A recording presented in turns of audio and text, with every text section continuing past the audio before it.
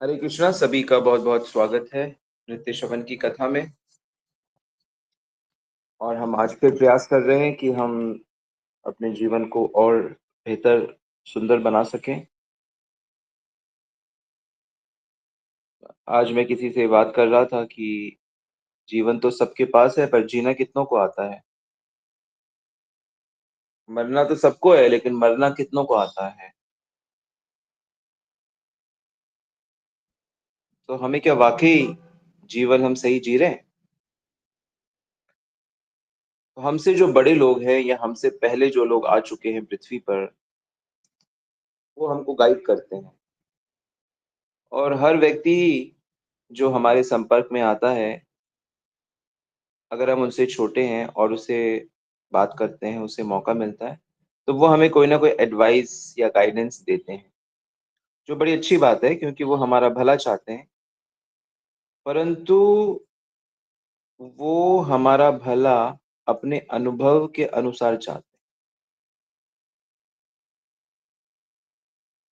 और सभी व्यक्तियों को अलग अलग अनुभव है।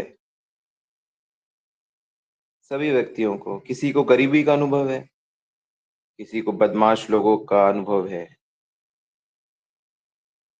किसी को ज्ञान का अनुभव है, किसी को अच्छे सेहत का, बीमारी का अनुभव है। तो हर व्यक्ति जो हमसे बड़ा है, जो हमारा शुभ चिंतक है या मित्र है, वो हमें अपने अनुभव के अनुसार हमें कोई ना कोई राय देता है। और हमें सबकी रायों का सम्मान करना चाहिए। शिष्टाचार तो यही है कि अगर हमारे मन से भिन्न कोई राय दे तो हमें उसका विरोध इस तरह से नहीं करना चाहिए कि हमारी व्यवहार बिगड़ जाए। क्योंकि मनुष्य अलग अलग है, 84 लाख योनियां हैं, सब अलग अलग हैं। तो मनुष्य भी 4 लाख प्रकार के होते हैं, लेकिन सबकी चेतनाएं अलग अलग है। तो यहाँ पर सबसे बड़ी बुद्धिमानी यही है कि सबसे कोई बुद्धिमान, सबसे ज्यादा अनुभवी, सबसे ज्यादा सुखी, सबसे ज्यादा सफल कोई हो इनमें, तो उसकी राय के अनुसार चलना मुझे लगता है समझदारी है। सबसे ज्यादा समझदारी है।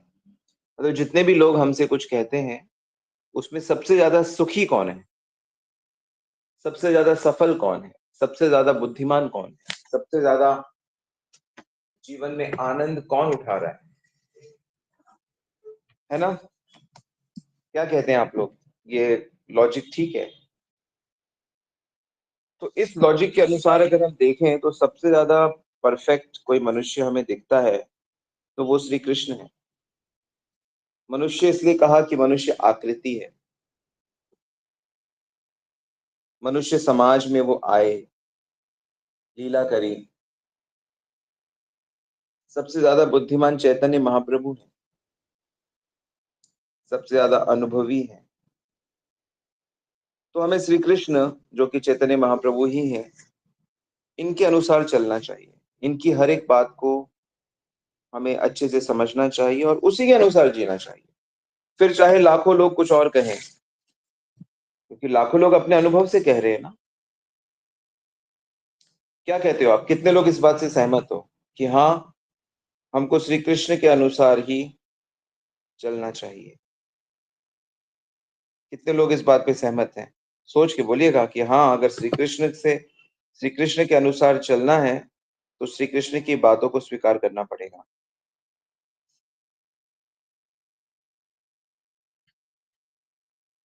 ओके। कुछ लोग कह रहे हैं कि हाँ, हमें श्री कृष्ण के हिसाब से चलना चाहिए। और बाकियों का मैं यही मानूंगा कि वो कह रहे हैं कि नहीं, हमें समझ नहीं आ रहा आप क्या बोल रहे हो, या हम श्री कृष्ण के हिसाब से नहीं चल सकते।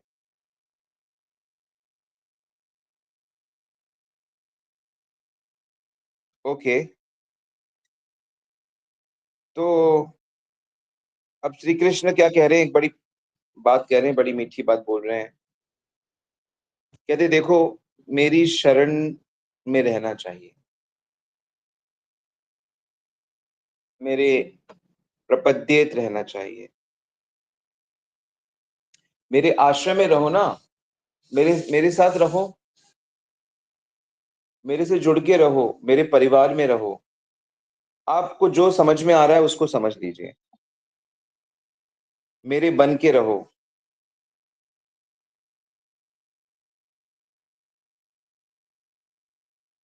ठीक है ना, समझ आ रहा है ना?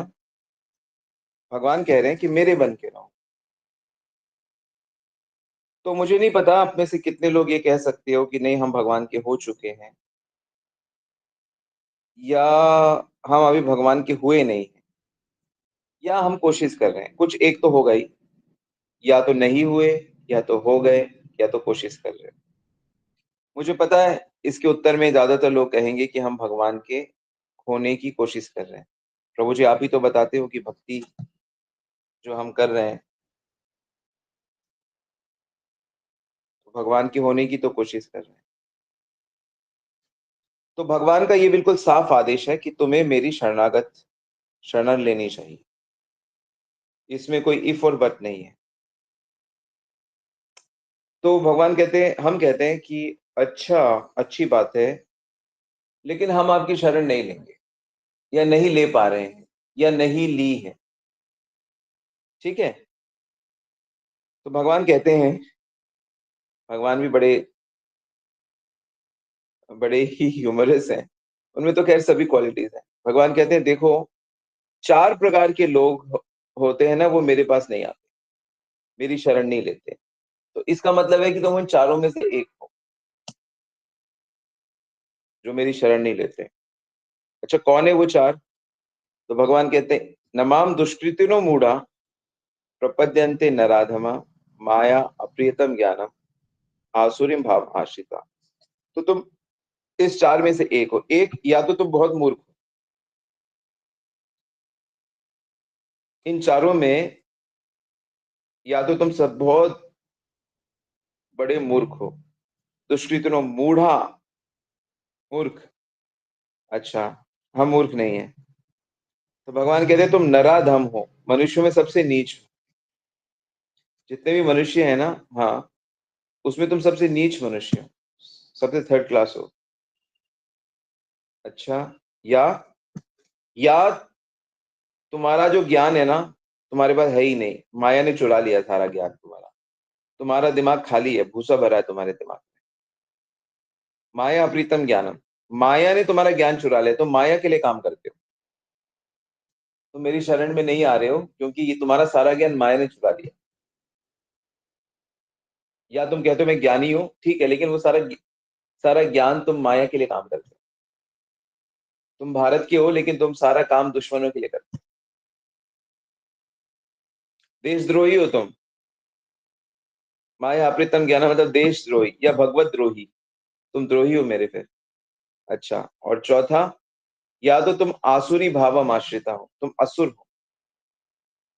असुर वास्तव में भगवान का पक्का द्रोही, विद्रोही होता है।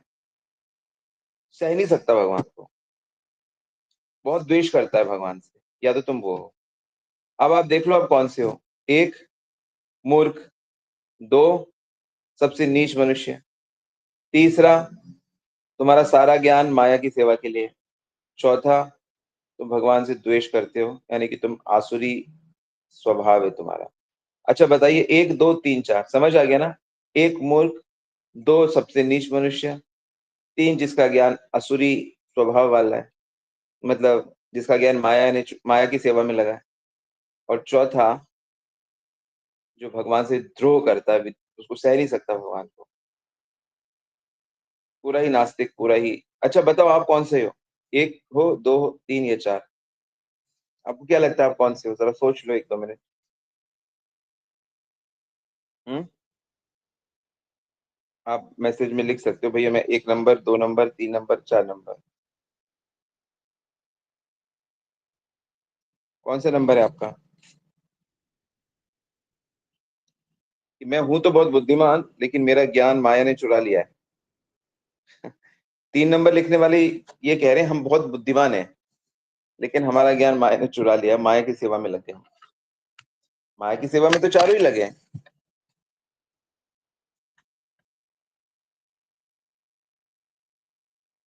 तो तो भगवान इसमें कह रहे हैं कि जो मेरी शरण नहीं लेते, उसमें सबसे पहले मूर्खों की बात हम करते हैं। चलो,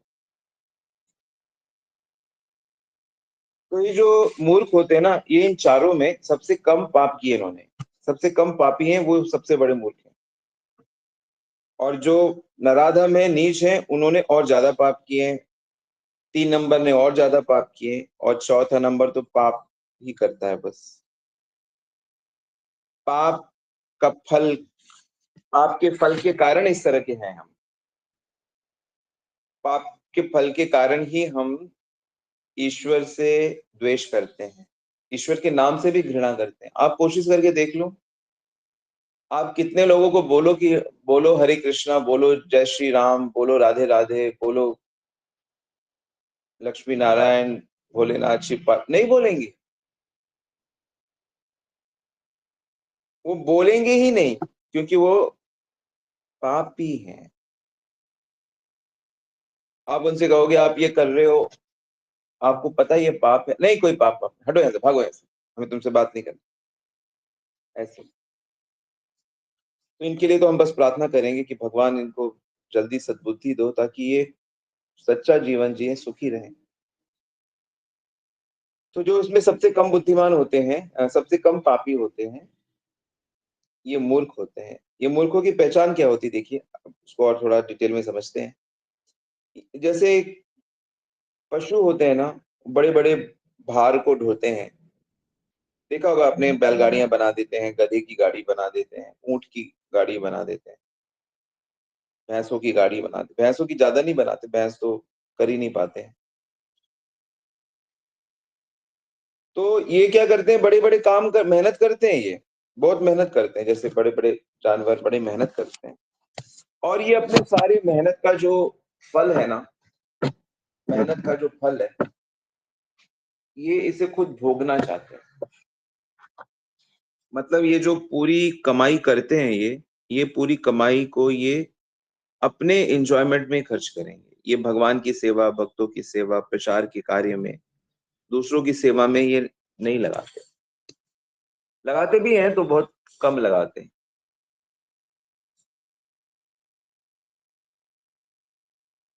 ये नहीं जानते कि जो भी हम मेहनत कर रहे हैं, यानी कि कर्म कर रहे हैं, वो कर्म वास्तव में यज्ञों के लिए होता है।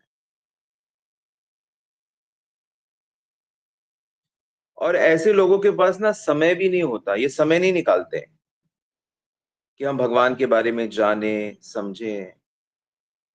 अब जैसे हम लोग एक कैंप ऑर्गेनाइज कर रहे हैं, तो मुझे ये रियलाइज होता है कि लोग इंटरेस्टेड नहीं है कि भाई हम 5 दिन कहाँ से निकालें। 1 दिन का होता, 2 दिन का होता, तो फिर भी हम वीकेंड में आ जाए। अब कोई भगवान को समझने के लिए छुट्टी लेगा क्या? भगवान को समझने के लिए ऑफिस से छुट्टी लें, अपनी 2 दिन की तनख्वाह कैंसिल करें, या अपना बिजनेस में 2 दिन का बिजनेस किसके भरोसे करें? तो लोग इतने ज्यादा अक्लमंद हो गए हैं, अपने आप को इतने बुद्धिमान समझते हैं कि वो भगवान को समझने के लिए समय नहीं निकालते हैं, नहीं निकाल पाते, नहीं फॉलो करते। उनको मूर्ख इसलिए कह रहे हैं, क्योंकि वो जो नाश होने वाली चीजें हैं, वो उसी को संग्रह करना, वो जीवन का सब कुछ मानते हैं। जो नष्ट होगा, पूरी तरह से समाप्त होगा, जल जाएगा, राख हो जाएगा, मिट्टी में मिल जाएगा, वो उसकी प्राप्ति, भौतिक नश्वर चीजों की प्राप्ति को ही सब कुछ समझता है।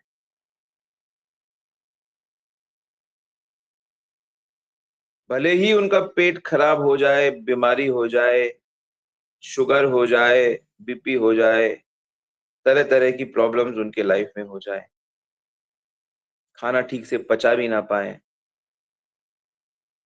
लेकिन फिर भी वो दिन रात पागलों की तरह अपने कर्मों में, माया की सेवा में लगे रहते हैं।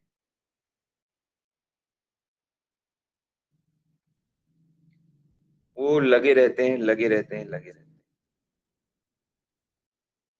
और ऐसे लोगों की क्या गति होगी, इसका आप लोग पढ़ लीजिएगा भागवत में। कपिल महाराज 30वें अध्याय में, 30 नंबर चैप्टर में ना, इसको बड़े डिटेल में बताते हैं। कि कैसे भौतिक सुख के लिए व्यक्ति इतनी मेहनत करता है, लेकिन भगवान काल रूप से सब हरण कर लेते हैं। और फिर वो क्या करता है, जब चीजें छिन जाती हैं उसका शोक करता है। नहीं जानता कि शरीर जिसके लिए सब कुछ दांव पे लगा रहा है, वो शरीर ही अनित्य है। घर जमीन की तो बात ही क्या, पत्नी बच्चों की बात ही क्या। वो माया की चीजों को अपना मन तन धन सब समर्पित कर देता है।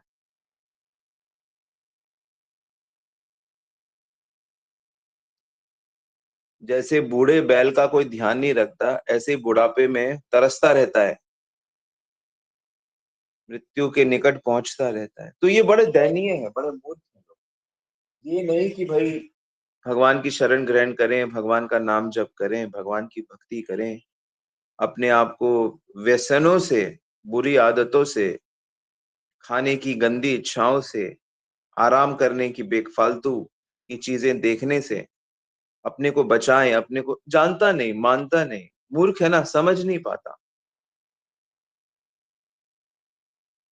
तीर्थों में भी लोग रहते हैं जरूर, लेकिन वहां पे मोबाइल देखते रहते हैं, फिल्म देखते रहते हैं, खेल देखते रहते हैं, स्त्रियों को देखते रहते हैं।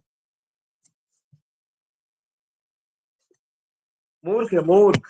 भगवान कहते हैं नमाम दुष्कृतिनो मूढ़ा, मूर्ख। दूसरे प्रकार के लोग होते हैं जिनको भगवान कहते हैं नराधमा। नराधम, नराधम मतलब होता है ये मूर्खों से भी ज्यादा पापी होते हैं।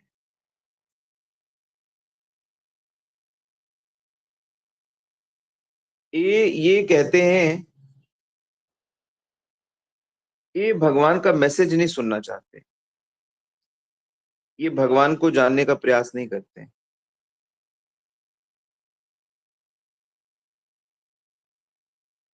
नीच मनुष्य है क्योंकि इतना अच्छा जो मौका मिला है भगवत प्राप्ति का, उसको बड़े प्यार से जाने देते हैं। कोई बात नहीं, कोई बात नहीं। इसीलिए चैतन्य महाप्रभु ने अपने शिष्यों के माध्यम से इसको फैलाया है। जाओ घर घर जाओ, प्रति घरे घरे किया करो यही भिक्षा। सब जगह जगह जाओ, शहर शहर जाओ, नगर नगर जाओ, लोगों के पास जाओ और उनको कृष्ण के बारे में बताओ। बोलो कृष्ण कहो कृष्ण लहो कृष्ण शिक्षा, प्रति घर में प्रति गृहे गृहे गिया करो यही भिक्षा।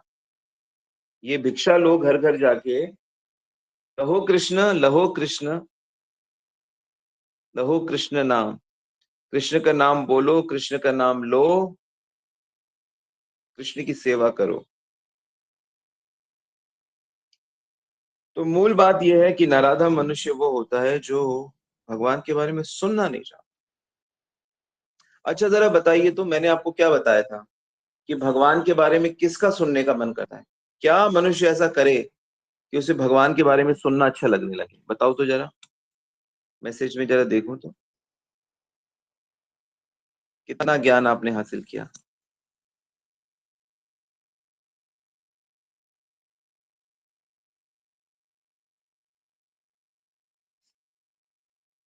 किसका मन करता है कौन भगवान के बारे में सुनना किसको अच्छा लगेगा? हम्म।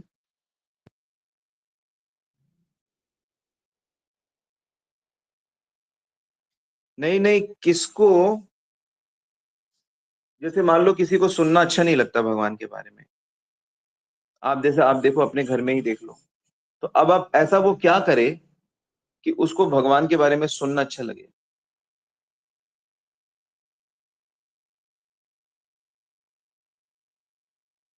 साधु की सेवा, नोट कर लो इसको। उससे साधु की सेवा होनी चाहिए। श्वताम स्वकथाम कृष्णा पुण्य श्रवण कीर्तनाम हृदयंतस्तो है भद्राणी विधनोति श्रोत्रम सुधा। साधुओं की सेवा करेगा, साधुओं का सम्मान करेगा, तो भगवान की कथा सुनने का मन करेगा, और कथा मिलेगी भी, भगवान का मैसेज मिलेगा। कोई ना कोई साधु उसके जीवन में आ ही जाएगा, जहां से वो स्पिरिचुअल नॉलेज को डिराइव लेने लगेगा। नहीं तो मन ही नहीं करेगा, चाहे ब्रह्मा जी शिव जी साथ में खड़े हो, मन नहीं करेगा कि इनसे कुछ सुनो, इनसे कुछ सीखो। तो साधु की सेवा इतनी जरूरी होती है, कोई साधु हो। इसलिए हम लोगों का ना अपना स्वभाव बनाना चाहिए, स्वभाव, नेचर। हम ये ना देखें कि कौन अच्छा है, कौन सच्चा है, कौन गंदा है, बस हमारे दायरे में आ गया, ईमानदारी से जितना हो सके सेवा कर। ये हमें अपना स्वभाव बना लेना चाहिए। तो भक्तों की, साधुओं की सेवा करने वाला और सेवक, ऐसा नहीं कि सेवा करी है उसने, नहीं, सेवा करने का भाव होना चाहिए। पर अभी शुरू में तो भाव होगा नहीं, पर अगर वो सेवा करता है, थोड़ी भी करता है, एक फूल की सेवा करता है, चवन्नी अठन्नी की सेवा करता है, कुछ भी सेवा करे, फिजिकल सेवा करे, एप्रिसिएशन करे वाणी से, या धन से सेवा करे, या कोई काम करवा, जो भी करे, तो उसको भगवान की कथा सुनने का मन करेगा, अन्यथा नहीं, कर ही नहीं। इसीलिए हम लोगों को निरंतर भक्तों की सेवा करते रहनी चाहिए। कहा भी गया है ना कि भक्तों की सेवा, भक्तों के कारण भगवान मिलते हैं और भगवान के कारण भक्त मिलते हैं, सुना है ना आपने? तो भक्तों की सेवा करेंगे, आज्ञा पालन करेंगे, तो भगवान में मन लगेगा, नाम जप में मन लगेगा, उनके बारे में सुनने में मन लगेगा, उनकी कथा सुनने को मिलेगी भी। नहीं तो सुनने को मिलता कहाँ है, कहाँ मिलता सुनने को? अब मोबाइल ऑन करो तो ज्यादातर तो सब न्यूज और फिल्म्स और इस तरह की बेकार की चीजें ही आती रहती हैं बस।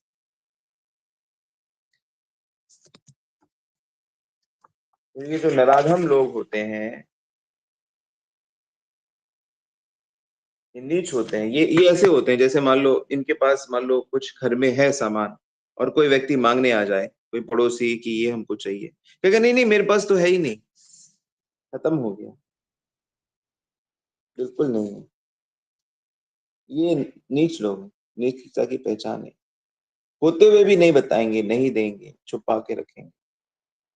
इनको ये समझ ही नहीं है कि हमें दूसरों की मदद करनी चाहिए। हो सकता है कल हमें भी जरूरत पड़ जाए, लेकिन वो, चलो ना भी हो, लेकिन मनुष्य को सेवा करनी चाहिए, एक मनुष्य की तो करनी चाहिए। तीसरे प्रकार के जो लोग होते हैं, उनको कहते हैं उनका ज्ञान माया की सेवा में लगता है।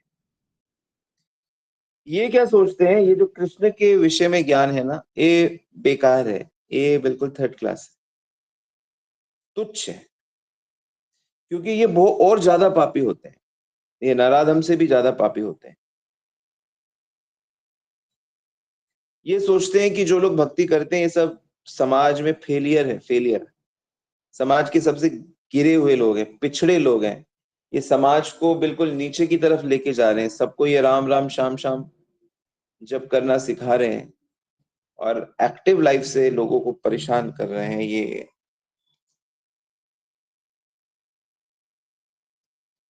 ऐसा सोचते हैं ये। इसीलिए जो बड़े बड़े कवि हैं, मैं एक बार न्यूज सुन रहा था, बहुत पहले की बात है, तो खुशवंत सिंह का नाम सुना होगा आपने कईयों ने। तो खुशवंत सिंह कह रहे थे मेरे को समझ नहीं आता, ये इनको सब छोड़ छाड़ के ये लोग हरे कृष्णा क्यों करते हैं, मुंडन करवा लेते हैं, ये समझ नहीं आता ये लोग ऐसा क्यों करते हैं, ऐसे कैसा कैसा ब्रेन वॉश इनका हो गया कि इनको लगता है कि बस एक राम राम राम राम करते रहो, एक कृष्ण कृष्ण राधे राधे हरे कृष्ण करते रहो, इससे इनका, इनको ईश्वर मिल जाएगा। तो जो लोग ऐसे दार्शनिक होते हैं या विद्वान होते हैं, साहित्यकार होते हैं, ज्ञान तो इनमें होता है, लेकिन ये अपने पूरे ज्ञान को लेकर माया, इनको ये समझ ही नहीं आता कि हम लोग क्षणभंगुर हैं, हमारी सारी चीजें धरी रह जाएंगी, इनको ये फील ही नहीं होता। यही तो माया का कमाल है। और ये बड़ी डंके की चोट पे कहते हैं कि इसके बाद कोई जीवन है ही नहीं, कोई दूसरा जीवन है ही नहीं, है ही नहीं। विज्ञान के माध्यम से देख लो, इसके माध्यम से, लॉजिक के माध्यम से, इसको कुछ है ही नहीं। कृष्ण ने जो गीता में कहा है वो उसको स्वीकार ही नहीं करते। वो कहते कोई ऋषि मुनि है, उन लोगों ने लिख दिया, कृष्ण कोई है नहीं, ऐसे कैरेक्टर बना दिया, भगवान बना दिया। तो ना ये अगले जीवन को मानते हैं, ना ये साधुओं को मानते हैं, कुछ नहीं मानते ये। और ये शिक्षा में बड़ी उन्नति करते हैं, वैज्ञानिक है ना, तो चीजें बनाते रहते हैं, खोजबीन करते रहते हैं। अब धीरे धीरे कितना एडवांसमेंट, बुलेट ट्रेन बन गई हमारे देश में भी अब तो, हाइपर लूप, क्या क्या आविष्कार हुए जा रहे हैं। लेकिन सुखी नहीं, परेशान है, दुखी है। बड़े बड़े विद्यालय महाविद्यालय खोल लेंगे, लेकिन वहां का जो ज्ञान है, समझ है, बिल्कुल ही नीच प्रकार, माया प्रियतम ज्ञान। और चौथे प्रकार के तो कहना ही क्या, वो तो आसुरी भावम आश्रिता, भगवान कहते हैं, जो मेरे ये सब नहीं आते भगवान के पास। ये वो लोग हैं जो भगवान के पास नहीं आते। देखो कहीं हम ऐसे तो नहीं बन रहे, हम ऐसे बन गए तो हम भी भगवान के पास नहीं जाएंगे। तो जो चौथे प्रकार के लोग होते हैं वो तो विरोध करते हैं, वो तो विरोध करते हैं, बहुत गुस्सा हो जाएंगे। कोई कृष्ण नाम लेगा, राधे राम लेगा, भगवान राम का नाम लेगा, वो तो पूरा, जैसे हिरण्यकश्यप था, वो अपने बेटे प्रहलाद को मार डालना चाहता था, अपने बेटे को मार डालना चाहता था। क्यों? विष्णु का नाम ले रहे हैं, कृष्ण का नाम ले रहे हैं, मार डालना चाहता, मार पाया नहीं, मार नहीं सकते, क्योंकि जन्म मरण उनके हाथ में थोड़ी है। जन्म मरण तो यमराज के हाथ में, और यमराज जी भगवान कृष्ण के सेवक हैं। तो जन्म मरण भगवान के हाथ में, कृष्ण के हाथ में। तो ये चीज समझनी है कि हम लोग ऐसी बुद्धि को अवॉइड करें और सात्विकी बुद्धि विकसित करें, ताकि हम भगवान के शरणागत हो सके, और भगवान की शरण में रहकर, कृष्ण की शरण में रहकर भजन करते हुए परफेक्ट जीवन जिए, परफेक्ट सुख जिए। ठीक है, तो अपने आप को इससे बचाना है। यही मैं सोच रहा था कि बड़ा इंपॉर्टेंट मैसेज है, इसे दिया जाए सब वैष्णवों को। आशा करता हूँ आपने नोट कर लिया है।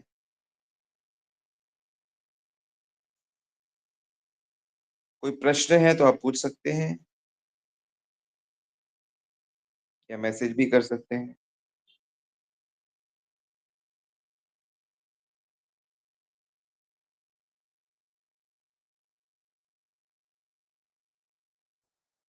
Yes please.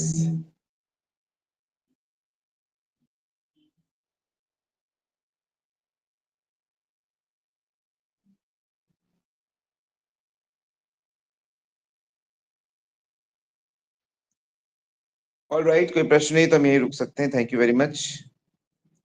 श्रील प्रभुपाद की जय, श्री गुरु महाराज की जय, समस्त भक्तवृंद की जय, गौर प्रेमानंदी हरि।